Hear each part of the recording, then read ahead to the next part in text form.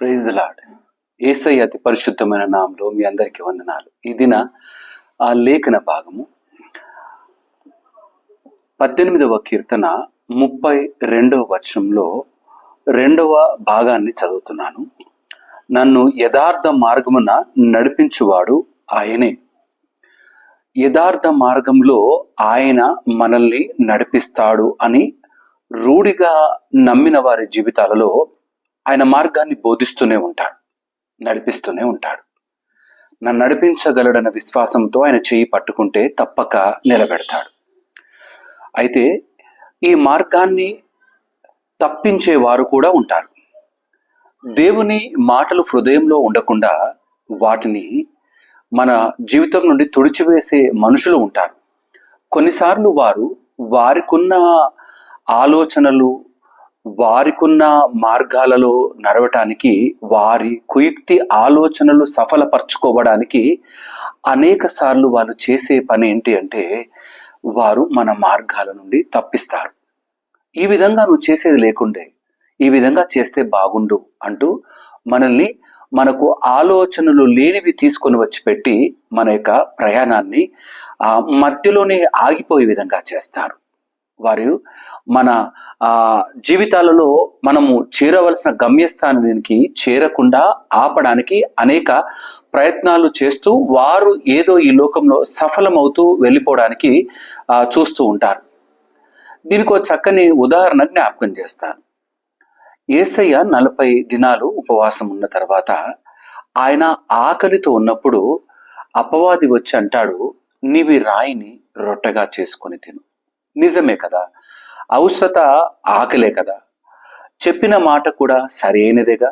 కానీ అక్కడ అపవాది మాట వినే విధంగా విధేయునిగా చూపించటానికి ప్రయత్నం చేసినాడు. కానీ యేసయ్యకు తెలుసు, లేఖనాల నుండి మాట తీసి మనిషి రొట్టె వలన కాదు, కానీ దేవుని నుండి వచ్చు ప్రతి మాట వలన జీవించును. ఇటువంటి నమ్మకమైన మార్గంలో మనం ప్రయాణం చేయాలంటే ఆయన వాక్కును హృదయంలో దాచుకుంటేనే సాధ్యం. ఎవరెవరినో నమ్మేస్తాం, ఎవరెవరో మనల్ని మార్గంలో నడిపిస్తారనుకుంటాం, మనకు చక్కగా బోధిస్తారనుకుంటాం. కానీ వారు బోధించే మాటల వెనకాల్లోని ఆంతర్యము చాలా భయంకరంగా ఒకవేళ ఉంటే ఏం చేయగలవు? నిన్ను నట్టేట ముంచిపోతారు, నిన్ను మధ్యలోనే దారిలోనే విడిచిపెడతారు.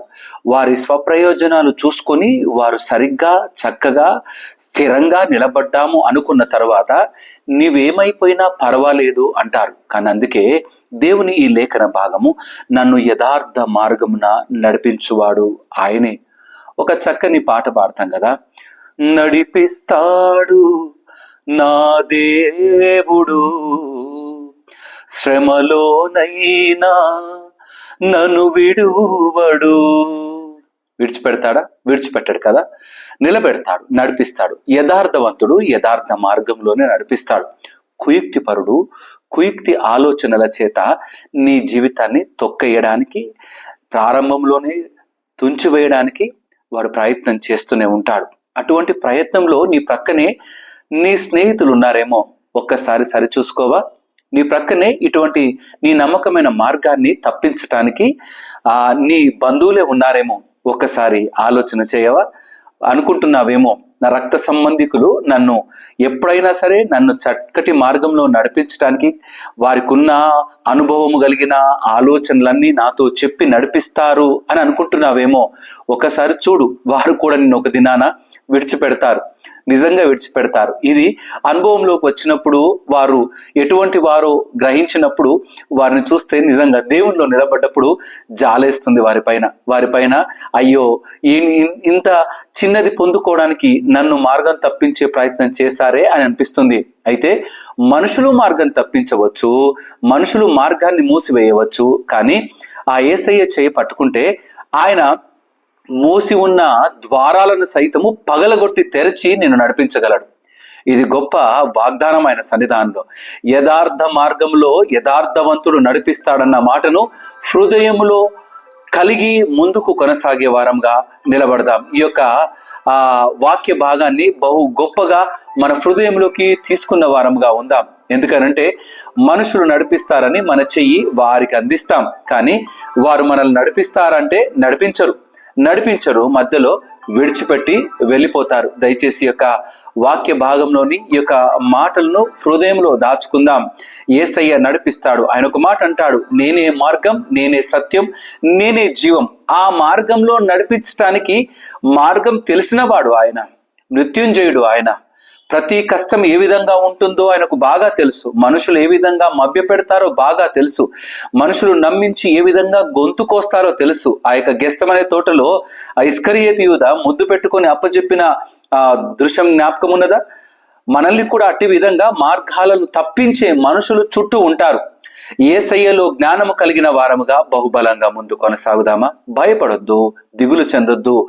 ఒకే జీవితం, ఒకేసారి బ్రతుకుతాం, ఒకేసారి మరణిస్తాం. కానీ ఈ లోక ప్రయాణం ముగించే లోపు యేసయ్యను కలిగి ఆయన మార్గంలో నమ్మకంగా నడిచే వారంగా నిలబడదాం. ఇట్టి మాటలు దేవుడు మన హృదయంలో నీరు కట్టి ఫలింపజేయును గాక.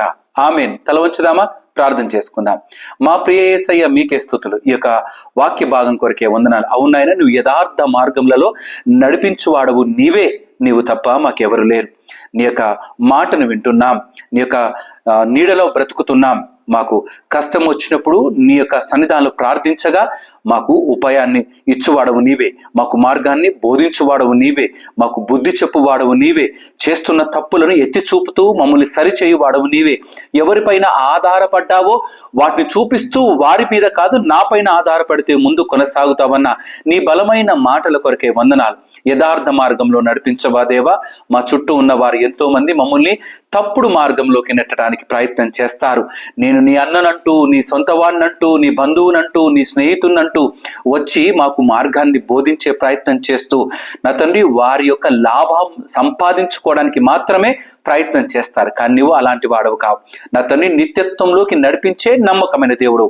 దాని కొరకు ప్రాణాన్ని బలిగా అర్పించి మా బ్రతుకులను మార్చుట కొరకే నా తండ్రి సాక్ష్యంగా నీ త్యాగాన్ని మా ముందు నిలబెట్టినావు. అయ్యా, నమ్మకమైన నీ యొక్క హస్తాన్ని పట్టుకొని ముందుకు కొనసాగే జీవితంలో మమ్మల్ని అందరినీ స్థిరపరచుమని, నా తండ్రి మార్గము తప్పి ఉంటే అట్టి బిడ్డలని యొక్క మార్గంలోకి తీసుకొని రమ్మని ప్రార్థిస్తూ స్తుతులు చెల్లిస్తూ యేసయ్య నామమున అడిగి ప్రార్థించి వేడుకుంటున్నాము నా తండ్రి. ఆమెన్. దేవుడు మిమ్మల్ని అందరినీ దీవించి ఆశీర్వదించును గాక. ఈ యొక్క షార్ట్ మెసేజెస్ లోని ప్రతి మాట మీకు తట్టినట్టయితే వీలైతే ఈ యొక్క వీడియోస్ కింద మీ యొక్క కామెంట్ ను తెలపండి. మీరు వాక్యాన్ని అనేకులకు పంచడానికి ప్రయత్నం చేయాల్సిందిగా మనవి చేస్తున్నాను. దేవుడు మిమ్మల్ని దీవించి ఆశీర్వదించును గాక. ఆమెన్.